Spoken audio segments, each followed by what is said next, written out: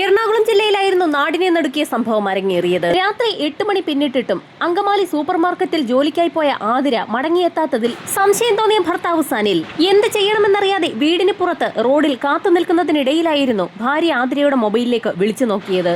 വിളിച്ചു നോക്കിയപ്പോൾ phone ring ചെയ്യുന്നത് ഫോണിലൂടെ അല്ലാതെയും സനിലിന് കേൾക്കാൻ കഴിഞ്ഞു. വീടിനകത്തു നിന്നാണ് ഫോൺ റിംഗ് ചെയ്യുന്നതെന്ന് മനസ്സിലാക്കിയ സനിൽ അതിവേഗം തന്നെ ബെഡ്റൂമിലെത്തി മൊബൈൽ ഫോൺ നോക്കി. ആതിര മൊബൈൽ ഫോൺ കൊണ്ടുപോകാതെയാണ് അന്ന് ജോലിക്ക് പോയിരിക്കുന്നതെന്ന് മനസ്സിലാക്കിയ സനിൽ വേഗത്തിൽ തന്നെ വീട് പൂട്ടി പുറത്തിറങ്ങി. രാവിലെ ഏകദേശം 8:30 മണിയോടുകൂടി കാലടിക്ക് സമീപമുള്ള ബസ് സ്റ്റോപ്പിൽ ആതിരയെ സനിൽ തന്നെയാണ് കൊണ്ടുപോയി വിട്ടത്. അവിടെ നിന്നുമാണ് അങ്കമാലിക്കുള്ള ബസ്സിൽ ആതിര കയറി പോകാറുള്ളത്. കാലടിയിൽ ആതിര സ്ഥിരമായി ഇറങ്ങാറുള്ള സ്റ്റോപ്പിലെത്തിയ സനിൽ അവിടെയുള്ള ആളുകളോടും സമീപത്തുള്ള കടക്കാരോടുമൊക്കെ ആലുവയിൽ നിന്നുള്ള ബസ് പോയോ എന്ന് അന്വേഷിച്ചപ്പോൾ ബസ് പോയിട്ട് അരമണിക്കൂർ പിന്നിട്ടു എന്നാണ് അറിയാൻ കഴിഞ്ഞത്. ജോലി തിരക്ക് കാരണം കടയിൽ നിന്നിറങ്ങാൻ വൈകിയത് കൊണ്ട് ആതിരയ്ക്ക് ബസ് കിട്ടാതെ ഇരുന്നതാകുമെന്ന് കരുതി സനിൽ അങ്കമാലിയിലുള്ള സൂപ്പർ മാർക്കറ്റിലേക്ക് പോകാൻ തന്നെ തീരുമാനിച്ചു. സൂപ്പർ മാർക്കറ്റിലെത്തി ആതിരയെക്കുറിച്ച് അന്വേഷിച്ചപ്പോൾ ഞെട്ടിക്കുന്ന ഒരു വിവരമാണ് സനിലിന് ലഭിച്ചത്. ആതിര അന്നേ ദിവസം ജോലിക്ക് വന്നിട്ടില്ല എന്ന് അവിടെയുള്ള സ്റ്റാഫുകൾ സനിലിനെ അറിയിച്ചു. വീട്ടിൽ നിന്ന് ജോലിക്കെന്ന് പറഞ്ഞു പോയ ആതിര എവിടെ പോയി എന്ന് സനിലിന് സംശയം തോന്നി. അതോടൊപ്പം തന്നെ ആതിരയെ ഇതുവരെ കാണാത്തതിൽ സനിലിന് ഭയവും തോന്നി. ആതിര ഒരു പക്ഷേ തന്റെ വീട്ടിലേക്ക് പോയി കാണുമെന്ന് കരുതി ആതിരയുടെ വീട്ടിലേക്ക് സനിൽ വിളിച്ചെങ്കിലും ആതിര അവിടെ എത്തിയിട്ടില്ല എന്ന മറുപടിയാണ് ആതിരയുടെ മാതാപിതാക്കൾ പറഞ്ഞത്. ആതിരയുടെ മൊബൈൽ ഫോൺ സനിലിന്റെ കൈവശം ഉള്ളതുകൊണ്ട് തന്നെ ആതിരയുടെ ബന്ധുക്കളെയും സുഹൃത്തുക്കളെയും ഒക്കെ സനിൽ വിളിച്ചു നോക്കിയെങ്കിലും അവരാരും ആതിരയെ കണ്ടിട്ടില്ല എന്നുള്ള മറുപടിയാണ് പറഞ്ഞത്. അത്യാവശ്യമായി എവിടേക്കെങ്കിലും പോകേണ്ടി വന്നിട്ടുണ്ടെങ്കിൽ ആതിര ഇപ്പോൾ വീട്ടിൽ മടങ്ങിയെത്തിയിട്ടുണ്ടാകാൻ സാധ്യതയുണ്ടെന്ന് സനിലിന് തോന്നി. വളരെ പ്രതീക്ഷയോടുകൂടി സനിൽ കാലടിയിലുള്ള തന്റെ വീട്ടിലേക്ക് തിരിച്ചു. വീട്ടിലെത്തിയെങ്കിലും ആതിരയെ കണ്ടില്ല. ഭാര്യയെ കാണാനില്ല എന്നുള്ള വിവരം ഉടൻ തന്നെ സനിൽ തന്റെ സുഹൃത്തുക്കളെയൊക്കെ വിളിച്ചു പറഞ്ഞു. പരിചയമുള്ള ആളുകളും സുഹൃത്തുക്കളുമൊക്കെ സമീപത്തുള്ള വീടുകളിലൊക്കെ കയറി ഇറങ്ങി തിരച്ചിൽ നടത്തിയെങ്കിലും ആതിരയെ കണ്ടെത്താൻ കഴിഞ്ഞില്ല. ഇനി വൈകിയാൽ ശരിയാവില്ല എന്ന് മനസ്സിലാക്കിയ സനിലും സുഹൃത്തുക്കളും ചേർന്ന് രാത്രി 10:30 മണിയോടുകൂടി സ്റ്റേഷനിലെത്തി പരാതിയും നൽകി. സനിൽ പറഞ്ഞ പരാതിയുടെ അടിസ്ഥാനത്തിൽ SI ഉടൻ തന്നെ FIR ഇട്ടു. എല്ലാ ദിവസവും രാവിലെ 8:30 മണിയോടുകൂടി കാലടിയിൽ സ്ഥിരമായി സനിൽ തന്നെയാണ് ആതിരയെ കൊണ്ടുപോയി വിടാറുള്ളത്. കാലടി ബസ് സ്റ്റോപ്പിൽ നിന്നും ആതിര എവിടേക്കാണ് പോയതെന്നാണ് ഇനി പോലീസ് അന്വേഷിക്കേണ്ടത്. പോലീസ് സംഘവും രാത്രി തന്നെ കാലടി ബസ് സ്റ്റോപ്പിലെത്തി ഒരു തിരച്ചിൽ നടത്തി. ബസ് സ്റ്റോപ്പിലെത്തി വെറുതെ നിന്ന് കറങ്ങിയിട്ട് കാര്യമില്ല എന്ന് മനസ്സിലാക്കിയ പോലീസ് സംഘം അതിവേഗം തന്നെ സൈബർ സെല്ലുമായി ബന്ധപ്പെട്ട് ആതിരയുടെ കോൾ ഡാറ്റ റെക്കോർഡ് എടുക്കാൻ നിർദ്ദേശം നൽകി. ആതിര മൊബൈൽ ഫോൺ കൊണ്ടുപോകാത്ത സാഹചര്യത്തിൽ അവരുടെ ടവർ ലൊക്കേഷൻ എടുക്കുന്നത് സാധ്യമല്ല. ആതിരയുടെ മൊബൈൽ ഫോൺ സനലിന്റെ കൈവശമാണുള്ളത്. അതുകൊണ്ട് തന്നെ ആതിര നേരത്തെ വിളിച്ചിട്ടുള്ള വ്യക്തികളെ കേന്ദ്രീകരിച്ച് ഒരു അന്വേഷണം നടത്താൻ തന്നെ പോലീസ് തീരുമാനിച്ചു. തൊട്ടടുത്ത ദിവസമാണ് പോലീസ് സംഘത്തിന്റെ അന്വേഷണം കൂടുതൽ ഊർജിതമായത്. ആ പ്രദേശത്തുള്ള CCTVകൾ കേന്ദ്രീകരിച്ച് വിശദമായ ഒരു അന്വേഷണം നടത്താനാണ് ആദ്യഘട്ടത്തിൽ SI ഉത്തരവിട്ടത്. കാലടി അങ്കമാലി ഭാഗത്തുള്ള മുഴുവൻ CCTV വിഷ്വൽസും കേന്ദ്രീകരിച്ച് ഒരു അന്വേഷണം നടത്താൻ തീരുമാനിച്ചു. തൊട്ടടുത്ത ദിവസം രാവിലെ തന്നെ പോലീസിന്റെ അന്വേഷണവും തിരച്ചിലും ആരംഭിച്ചു. ഈ സമയത്തായിരുന്നു സനിൽ വളരെ നിർണായകമായ ഒരു വിവരം പോലീസിന് കൈമാറുന്നത്. ആതിരയെ കാണാതായ ദിവസം രാത്രി തിരികെ വീട്ടിലേക്കെത്തിയ സനിൽ വീടിനുള്ളിലേക്ക് ഒരു തിരച്ചിൽ നടത്തിയപ്പോൾ അലമാരയിൽ വെച്ചിട്ടുണ്ടായിരുന്ന 5 പവനോളം തൂക്കം വരുന്ന സ്വർണ്ണാഭരണങ്ങൾ കാണാനില്ല എന്നുള്ള കാര്യം സനിൽ തിരിച്ചറിഞ്ഞു. തലേ ദിവസം രാവിലെ ജോലിക്ക് പോകുന്നതിനായി ആതിരയെ ബസ് സ്റ്റോപ്പിൽ കൊണ്ടുവിട്ടത് സനിൽ തന്നെയാണ്. എന്നാൽ ആ സമയത്ത് അങ്ങനെ ഒരു ആഭരണം ആതിര ധരിച്ചിരുന്നില്ല. ധരിക്കാത്ത ആഭരണം അലമാരയിൽ നിന്നും ആതിര എന്തിനാണ് എടുത്തുകൊണ്ട് പോയതെന്ന് സനിലിന് സംശയം തോന്നി. അക്കാര്യം സനിൽ ഉടൻ തന്നെ പോലീസിനെ അറിയിക്കുകയും ചെയ്തു. ആ വിവരത്തിന്റെ അടിസ്ഥാനത്തിൽ പോലീസ് സംഘം അങ്കമാലിയിലുള്ള സൂപ്പർ മാർക്കറ്റിലേക്ക് തന്നെയാണ് പോയത്. സൂപ്പർ മാർക്കറ്റിലുള്ള സ്റ്റാഫുകളെ ഓരോരുത്തരെയായി പോലീസ് സംഘം ചോദ്യം ചെയ്തു. അങ്ങനെ ചോദ്യം ചെയ്യുന്നതിനിടയിൽ സൂപ്പർ മാർക്കറ്റിന്റെ ഉടമ തന്നെയാണ് വളരെ നിർണായകമായ ഒരു കാര്യം പോലീസിനെ അറിയിച്ചത്. ഏകദേശം 10 ദിവസങ്ങൾക്ക് മുൻപ് ആ സൂപ്പർ മാർക്കറ്റിലെ ജോലി താൻ അവസാനിപ്പിക്കുമെന്നുള്ള കാര്യം ഉടമയെ ആതിര അറിയിച്ചിരുന്നു. എന്നാൽ ജോലി അവസാനിപ്പിച്ചു പോകുന്നത് എന്തിനാണെന്നുള്ള കാര്യം മാത്രം ആതിര വ്യക്തമാക്കിയിരുന്നില്ല. സൂപ്പർ മാർക്കറ്റിലെ ജോലി ഉപേക്ഷിക്കാൻ ആതിര നേരത്തെ തന്നെ തീരുമാനിച്ചിട്ടുണ്ടായിരുന്നു. അതുമാത്രവുമല്ല, ആതിരയെ കാണാതാകുന്ന സമയത്ത് വീട്ടിലെ അലമാരയിൽ സൂക്ഷിച്ചിരുന്ന 5 പവൻ സ്വർണ്ണാഭരണവും നഷ്ടമായിരിക്കുകയാണ്. ഇതിൽ സംശയം തോന്നിയ പോലീസ് സംഘം ഭർത്താവ് സനിലിനെ വീണ്ടും വിളിച്ചു വരുത്തി ചോദ്യം ചെയ്തു. സനിലും ആതിരയും തമ്മിൽ എന്തെങ്കിലും വഴക്കുണ്ടായിട്ടുണ്ടോ എന്നായിരുന്നു പോലീസിന് അറിയേണ്ടിയിരുന്നത്. എന്നാൽ തങ്ങൾ തമ്മിൽ യാതൊരുവിധ വഴക്കും ഉണ്ടായിട്ടില്ല എന്ന് സനിൽ പോലീസിന് മൊഴി നൽകി. എന്നാൽ സൂപ്പർ മാർക്കറ്റിലെ ജോലി ഉപേക്ഷിക്കുന്ന കാര്യം ആതിര തന്നോട് സൂചിപ്പിച്ചിരുന്നു എന്നും അവൾക്ക് ആ ജോലിയിൽ താല്പര്യമില്ലായിരുന്നു എന്നുള്ള കാര്യം സനിൽ പോലീസിനെ അറിയിക്കുകയും ചെയ്തു. സനിലിന്റെ മൊഴി വിശദമായി രേഖപ്പെടുത്തിയ പോലീസ് സംഘം കാലടി ബസ് സ്റ്റോപ്പിന് സമീപത്തുള്ള CCTV വിഷ്വൽസ് കളക്ട് ചെയ്യുന്നതിന് ഒരു സംഘം പോലീസുകാർക്ക് നിർദ്ദേശം നൽകി. ബസ് സ്റ്റോപ്പിന് സമീപത്തുള്ള മുഴുവൻ വിഷ്വൽസും ശേഖരിച്ച പോലീസ് സംഘം അവയോരോന്നായി പരിശോധിച്ചു തുടങ്ങി. കാലടി ബസ് സ്റ്റോപ്പിൽ നിന്നും ആതിര അങ്കമാലിയിലേക്ക് കയറിപ്പോകുന്നതിന്റെ ഒരു വിഷ്വൽസ് പോലും പോലീസിന് ലഭിച്ചില്ല. എന്നാൽ ആതിരയെ ആ സ്റ്റോപ്പിൽ തന്നെ ഇറക്കി വിട്ടു എന്ന് സനൽ നേരത്തെ തന്നെ പോലീസിന് മൊഴി നൽകിയിട്ടുണ്ട്. സനലിന്റെ മൊഴിയെ ശരിവെക്കുന്ന തരത്തിലാണ് അവിടെയുള്ള ഓട്ടോക്കാരും മൊഴി നൽകിയിരിക്കുന്നത്. സനൽ കാലടി ബസ് സ്റ്റോപ്പിന് സമീപം ആതിരയെ കൊണ്ടുപോയി വിടുന്നത് കണ്ടിട്ടുള്ള നിരവധി സാക്ഷികളാണ് പോലീസിന് മൊഴി നൽകിയിരിക്കുന്നത്. ആ കാര്യം ഉറപ്പിക്കുന്നതിനായി ബസ് സ്റ്റോപ്പിന് മറുവശത്തുള്ള CCTV വിഷ്വൽസ് കൂടി പോലീസ് സംഘം വിശദമായി പരിശോധിച്ചു. മറുഭാഗത്തുള്ള CCTV വിഷ്വൽസ് പരിശോധിച്ചപ്പോഴാണ് പെരുമ്പാവൂരേക്കുള്ള ബസ്സിൽ ആതിര കയറുന്ന ചില വിഷ്വൽസ് പോലീസിന് കിട്ടിയത്. അങ്കമാലിയിലേക്ക് ജോലിക്ക് പോകേണ്ടിയിരുന്ന ആതിര പെരുമ്പാവൂർ ഭാഗത്തേക്ക് പോകുന്ന ബസ്സിലേക്ക് എന്തിനാണ് കയറിയതെന്ന് പോലീസിന് സംശയം തോന്നി. ആതിര കയറിയ ബസ് വിവിധ CCTV വിഷ്വൽസിലൂടെ പോലീസ് സംഘം ഫോളോ ചെയ്തു തുടങ്ങി. അങ്ങനെ CCTV വിഷ്വൽസ് ഫോളോ ചെയ്ത പോലീസ് സംഘം വല്ലം ജംഗ്ഷനിലാണ് എത്തിയത്. വല്ലം ജംഗ്ഷനിലെത്തി ബസ്സിൽ നിന്നിറങ്ങിയ ആതിര ഒരു കാറിൽ കയറി പോകുന്ന ദൃശ്യം പോലീസിന് ലഭിച്ചു. കാറിനുള്ളിൽ മറ്റാരെങ്കിലും ഉണ്ടോ എന്നുള്ള കാര്യം വ്യക്തമല്ല. പക്ഷേ ആതിര കാറിൽ കയറുന്നത് വ്യക്തമാണ്. ആ കാർ വല്ലം ജംഗ്ഷനിൽ നിന്നും കാലടിയിലേക്ക് പോകുമ്പോൾ ആ കാറിന്റെ നമ്പർ കൃത്യമായി തന്നെ CCTVയിൽ പതിഞ്ഞിട്ടുണ്ട്. നമ്പർ കിട്ടിയ ഉടൻ തന്നെ കാറിന്റെ നമ്പർ കേന്ദ്രീകരിച്ച് പോലീസ് സംഘം ഒരു അന്വേഷണം നടത്തി. കാറുകൾ വാടകയ്ക്ക് കൊടുക്കുന്ന ഒരു സ്ഥാപനത്തിന്റെ ഉടമസ്ഥതയിലുള്ള ഒരു കാറാണതെന്ന് അന്വേഷണത്തിൽ വ്യക്തമായി. ആ സ്ഥാപനത്തിലെത്തി പോലീസ് സംഘം ഒരു അന്വേഷണം നടത്തിയപ്പോൾ കാർ വാടകയ്ക്ക് എടുത്തിരിക്കുന്നത് അഖിൽ ബാലചന്ദ്രൻ എന്നൊരു വ്യക്തിയാണെന്ന് പോലീസിന് മനസ്സിലായി. ആ പേര് കേട്ടപ്പോൾ തന്നെ പോലീസ് സംഘത്തിന് ഒരു സംശയം തോന്നി. നേരത്തെ ആതിര ജോലി ചെയ്തിരുന്ന സ്ഥാപനത്തിലെ ആളുകളെയൊക്കെ ചോദ്യം ചെയ്തതിന്റെ ലിസ്റ്റ് പോലീസ് സംഘത്തിന്റെ കയ്യിലുണ്ട്. ആ ലിസ്റ്റ് പരിശോധിച്ചപ്പോൾ അഖിൽ ബാലചന്ദ്രൻ എന്ന വ്യക്തി ആ സ്ഥാപനത്തിലും ജോലി ചെയ്തിരുന്നതായി പോലീസ് സംഘം കണ്ടെത്തി. ആ കാർ ഏതൊക്കെ ഭാഗത്തുകൂടിയാണ് യാത്ര ചെയ്തിരിക്കുന്നത്, എവിടെയൊക്കെയാണ് പോയിരിക്കുന്നതെന്ന് കാറുകൾ വാടകയ്ക്ക് കൊടുത്തിരിക്കുന്ന ആ സ്ഥാപനത്തിലെ GPS സംവിധാനത്തിൽ നിന്ന് തന്നെ പോലീസിന് കണ്ടെത്താൻ കഴിഞ്ഞു. ആ കാറിന്റെ റൂട്ട് മാപ്പ് പരിശോധിച്ചപ്പോൾ അത് ചാലക്കുടി വഴി ആതിരപ്പള്ളിക്ക് പോയിരിക്കുന്നതായാണ് പോലീസിന് കണ്ടെത്താൻ കഴിഞ്ഞത്. ആതിരപ്പള്ളി വെള്ളച്ചാട്ടത്തിന് സമീപം വരെ ആ കാർ പോയിട്ടുണ്ട്. പോലീസ് സംഘം വൈകാതെ തന്നെ അഖിലിനോട് സ്റ്റേഷനിൽ ഹാജരാകാൻ നിർദ്ദേശം നൽകി. പോലീസിന്റെ നിർദ്ദേശമനുസരിച്ച് അഖിൽ സ്റ്റേഷനിലെത്തിയപ്പോൾ തന്നെ പോലീസ് സംഘം അഖിലിനെ ചോദ്യം ചെയ്തു തുടങ്ങി. അഖിൽ നേരത്തെ നൽകിയ മൊഴി അനുസരിച്ച് ആതിരയെ കാണാതായ ദിവസം അവർ തമ്മിൽ കണ്ടിട്ടില്ല. ആതിരയെ താൻ കണ്ടിട്ടില്ല എന്ന മൊഴിയിൽ തന്നെയാണോ ഇപ്പോഴും അഖിൽ ഉറച്ചു നിൽക്കുന്നതെന്ന് പോലീസ് സംഘം അഖിലിനോട് ചോദിച്ചു. താൻ ആ മൊഴിയിൽ തന്നെയാണ് ഇപ്പോഴും ഉറച്ചു നിൽക്കുന്നതെന്ന് അഖിൽ മൊഴി നൽകുകയും ചെയ്തു. ആതിരയെ കാണാതായ ദിവസം അഖിൽ സൂപ്പർ മാർക്കറ്റിൽ തന്നെ ഉണ്ടായിരുന്നുവെന്ന് അവിടെയുള്ള ജീവനക്കാർ മൊഴി നൽകിയിട്ടുണ്ട്. അത് മാത്രവുമല്ല, സൂപ്പർ മാർക്കറ്റിലെ രജിസ്റ്ററിൽ അഖിൽ പ്രസന്റ് ആണെന്ന് രേഖപ്പെടുത്തിയിട്ടുമുണ്ട്. ആതിരയെ കാണാതായ ദിവസം ഒരു കാർ വാടകയ്ക്കെടുത്ത് അഖിൽ എങ്ങനെയാണ് അതിരപ്പള്ളിയിൽ എത്തിയതെന്നും അവിടെ നിന്ന് തിരിച്ച് കാറുകൾ വാടകയ്ക്ക് കൊടുക്കുന്ന സ്ഥാപനത്തിലെത്തി കാർ തിരികെ നൽകിയതെന്നും പോലീസിന് സംശയം തോന്നി. താൻ കാറിൽ അതിരപ്പള്ളിയിൽ പോയ വിവരം പോലീസ് എങ്ങനെ അറിഞ്ഞുവെന്ന് അഖിലിന് സംശയം തോന്നി. പോലീസിന്റെ ചോദ്യം ചെയ്യലുകൾക്ക് മുൻപിൽ പതറിപ്പോയ അഖിൽ ചില കാര്യങ്ങൾ പോലീസിനോട് തുറന്നു പറഞ്ഞു. ആതിരയ്ക്ക് അതിരപ്പള്ളി വെള്ളച്ചാട്ടം കാണണമെന്ന് പറഞ്ഞപ്പോൾ താൻ ഒരു കാർ വാടകയ്ക്കെടുത്ത് ആതിരയെ അവിടം വരെ കൊണ്ടുപോയതാണെന്ന് അഖിൽ പോലീസിന് മൊഴി നൽകി. ആതിരയെ പല സ്ഥലങ്ങളിലും കറങ്ങാൻ കൊണ്ടുപോകാൻ അവളുടെ ഭർത്താവുണ്ടല്ലോ, പിന്നെ അഖിൽ എന്തിനു കൊണ്ടുപോകണമെന്നായിരുന്നു പോലീസിന്റെ അടുത്ത ചോദ്യം. ആ സമയത്തായിരുന്നു ഞെട്ടിക്കുന്ന ഒരു മറുപടി അഖിൽ പറഞ്ഞത്. കഴിഞ്ഞ കുറെ നാളുകളായി ആതിരയും താനും തമ്മിൽ അടുപ്പത്തിലാണെന്നുള്ള കാര്യം അഖിൽ പോലീസിനോട് തുറന്നു പറഞ്ഞു. കഴിഞ്ഞ 5 വർഷമായി അഖിൽ അങ്കമാലിയിലുള്ള സൂപ്പർ മാർക്കറ്റിൽ ജോലി ചെയ്യുകയാണ്. ആതിരയാകട്ടെ ആ സൂപ്പർ മാർക്കറ്റിൽ ജോലി ചെയ്യാൻ തുടങ്ങിയിട്ട് 5 മാസങ്ങൾ മാത്രമേ ആയിട്ടുള്ളൂ. ജോലിയിൽ കയറി അധിക നാളാകുന്നതിന് മുൻപ് തന്നെ ആതിരയും അഖിലും തമ്മിൽ അടുപ്പത്തിലായി. വിവാഹിതനായ അഖിൽ അങ്കമാലിയിൽ തന്നെ ഒരു വീടെടുത്ത് താമസിക്കുകയാണ്. ആതിരയുമായുള്ള അടുപ്പം വർദ്ധിച്ചു വന്നതോടുകൂടി സ്ഥാപനത്തിൽ നിന്ന് പലപ്പോഴും ലീവ് എടുത്ത് പുറത്തൊക്കെ ഇരുവരും കറങ്ങാൻ പോകുന്നത് പതിവായിരുന്നു. പകൽ കറങ്ങാൻ പോയാലും കൃത്യസമയത്ത് ഇരുവരും അവരവരുടെ വീടുകളിലേക്ക് എത്താറുമുണ്ട്. പതിവ് പോലെ ആതിരപ്പള്ളി വരെ കറങ്ങാൻ പോകാനാണ് അന്നും അവർ തീരുമാനിച്ചത്. ഇരുവരും അതിരപ്പള്ളിയിലെത്തി വെള്ളച്ചാട്ടമൊക്കെ കണ്ട ശേഷം ഇരുവരും തിരികെ മടങ്ങിയപ്പോഴാണ് വെറ്റിലപ്പാറയ്ക്ക് സമീപമെത്തിയപ്പോൾ ആതിര സ്ഥിരമായി പോകാറുണ്ടായിരുന്ന കാലടി വഴിയുള്ള ബസ് അതുവഴി കടന്നു പോകുന്നത് കണ്ടത്. വെറ്റിലപ്പാറയിൽ ഇറങ്ങി അങ്കമാലി വഴിയുള്ള ആ ബസ്സിൽ ആതിര കയറി പോയി എന്നും അഖിൽ പോലീസിന് മൊഴി നൽകി. കാലടിയിലുള്ള ബസ് സ്റ്റോപ്പിൽ ആതിരയുടെ ഭർത്താവ് സനിൽ വന്ന് കാത്തിരിക്കാൻ സാധ്യതയുണ്ട്. അതുകൊണ്ട് തന്നെ ആ ബസ്സിൽ കയറിയാൽ കൃത്യമായി ആ സ്റ്റോപ്പിൽ തന്നെ ഇറങ്ങാൻ ആതിരയ്ക്ക് കഴിയും. അതുകൊണ്ടാണ് ആതിര ബസ്സിൽ കയറി പോയതെന്നും അഖിൽ പോലീസുകാരോട് പറഞ്ഞു.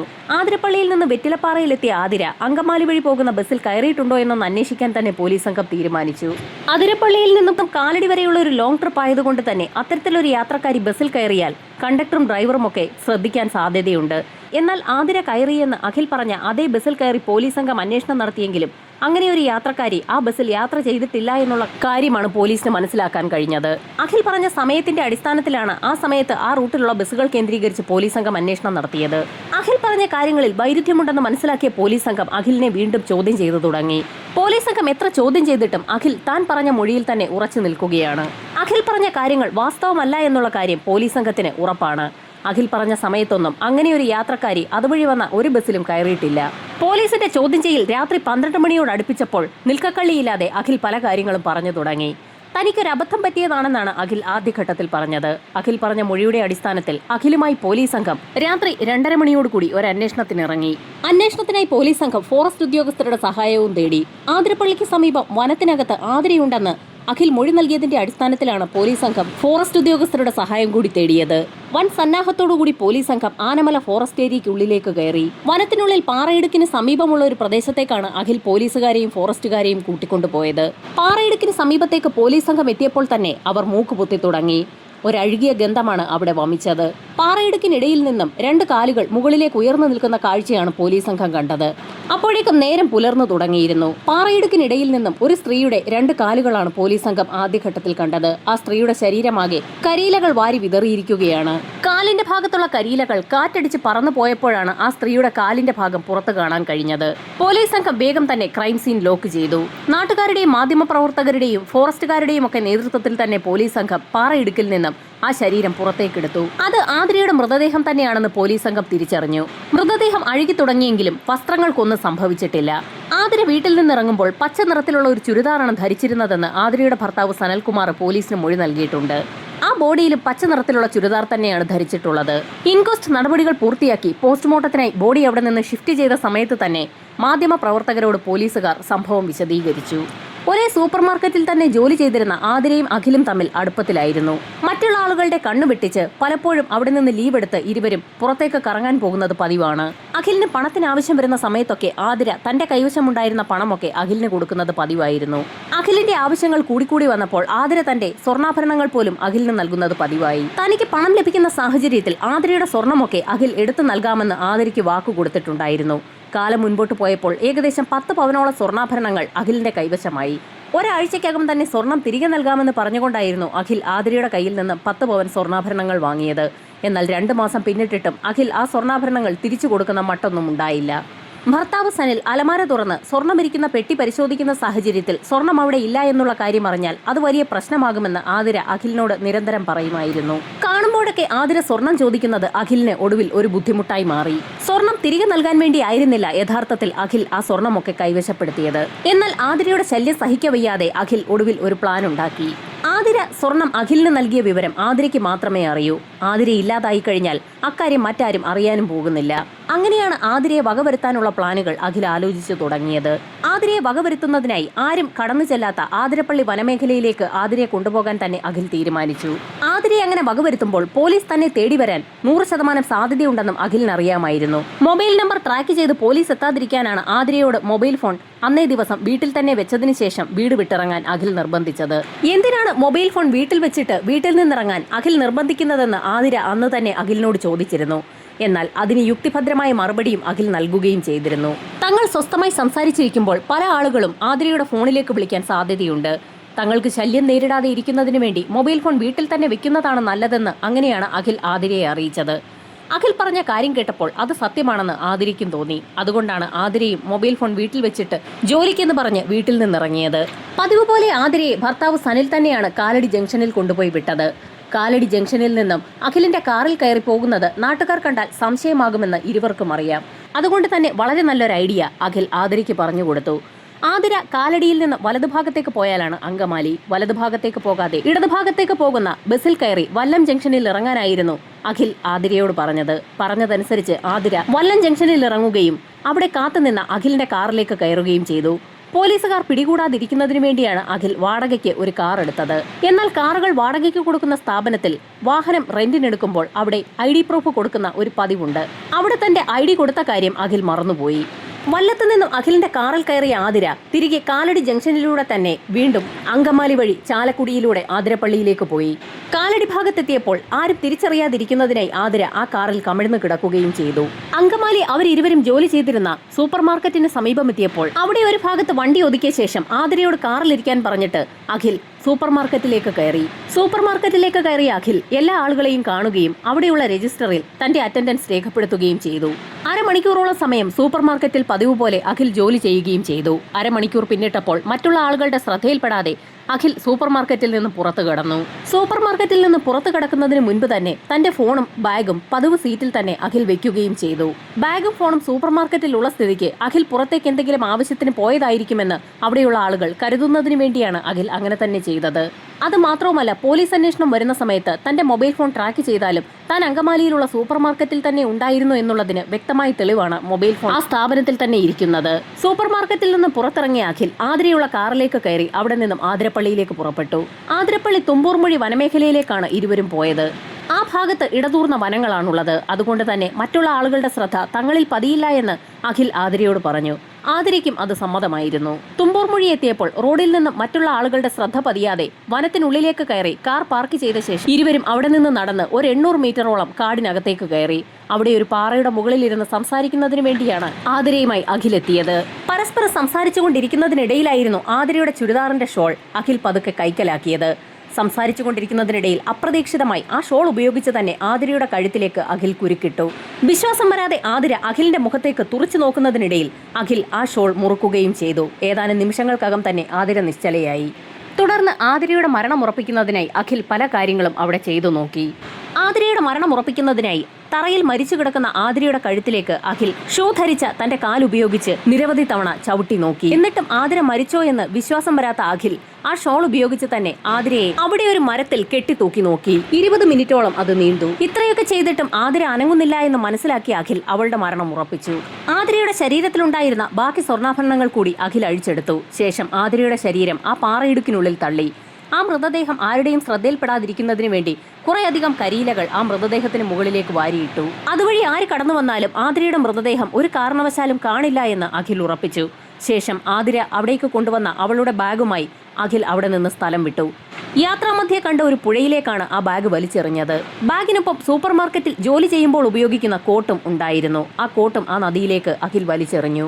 ചാലക്കുടിയിലെത്തിയ അഖിൽ അവിടെ ഒരു സ്ഥാപനത്തിൽ ആതിരയുടെ സ്വർണം പണയം വെച്ച് പണം വാങ്ങുകയും ചെയ്തു. കാർ വാടകയ്ക്കെടുത്ത സ്ഥാപനത്തിലേക്കാണ് പിന്നീട് അഖിൽ പോയത്. അവിടെ എത്തി കാർ തിരികെ നൽകി അതിന്റെ വാടകയും കൊടുത്ത ശേഷം തന്റെ ബൈക്കിൽ തിരികെ ജോലിസ്ഥലത്തേക്കാണ് അഖിൽ പോയത്. ഒന്നും സംഭവിക്കാത്തതുപോലെ അഖിൽ അവിടെ ജോലി ചെയ്യുകയും ചെയ്തു.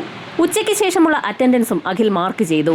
ഇൻസ്റ്റഗ്രാമിൽ നിരവധി ഫോളോവേഴ്സ് ഉള്ള റീൽസ് താരം കൂടിയായ അഖിലിന്റെ അറസ്റ്റ് ഒരു ഞെട്ടലോടുകൂടിയാണ് സോഷ്യൽ മീഡിയ നോക്കിക്കണ്ടത്. അഖിലുമായി തെളിവെടുപ്പ് പൂർത്തിയാക്കിയ പോലീസ് സംഘം അഖിലിനെ മജിസ്ട്രേറ്റിന് മുൻപാകെ ഹാജരാക്കി റിമാൻഡ് ചെയ്തു. സാമൂഹ്യ മാധ്യമങ്ങൾ വഴി അഖിൽ കൂടുതൽ പെൺകുട്ടികളെയും സ്ത്രീകളെയും കെണിയിൽപ്പെടുത്തിയിട്ടുണ്ടോ എന്നും പോലീസ് അന്വേഷിച്ചു വരികയാണ്. കേസിന്റെ വിചാരണ വൈകാതെ തന്നെ ആരംഭിക്കുന്ന സാഹചര്യത്തിൽ അഖിലിനുള്ള ശിക്ഷ എന്താണെന്നുള്ളത് കാത്തിരുന്നു തന്നെ അറിയാം.